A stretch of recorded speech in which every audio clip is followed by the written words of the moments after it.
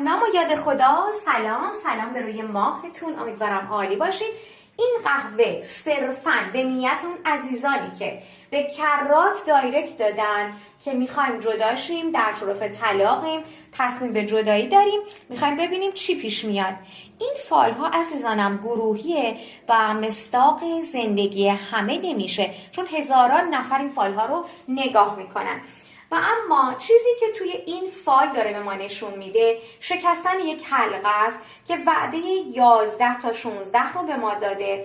میگه یه آبان ماهی یا یک شخصی که توی تاریخ تولدش 8 داره کمک حالت میشه، یه مرد قانون کمکت میکنه، پیگیری میکنه کاراتو و داره نشون میده کار دعایی برات انجام شده. برای اینکه صرف نظر از مسئله جدایی داشته باشی، دارم بهت هشدار میدم این سنگینی رو باید باز کنی، چون اگر بخوای جدایی داشته باشی که صد البته برای خیلیاتون این جدایی به نفعه، داره میگه جلوی راه تو میگیره، نه اینکه نشی، جدا میشی ولی به تأخیر میندازه کاراتو و برنامه ها تو به هم میزنه.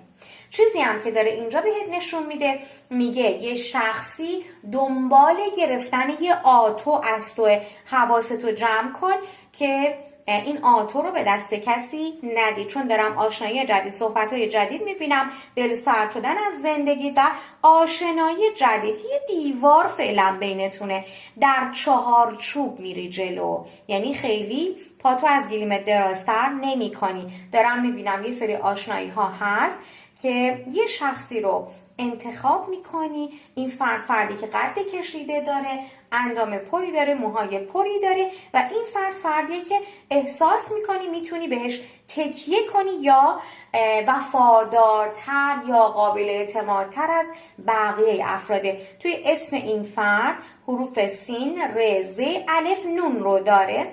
جدایی 100% اتفاق میفته بعد 11 تا 16 و آشنایی های جدید داری. تغییر تحولات احساسی برای تو هست. برای تک تکتون بهترین ها رو آرزو میکنم.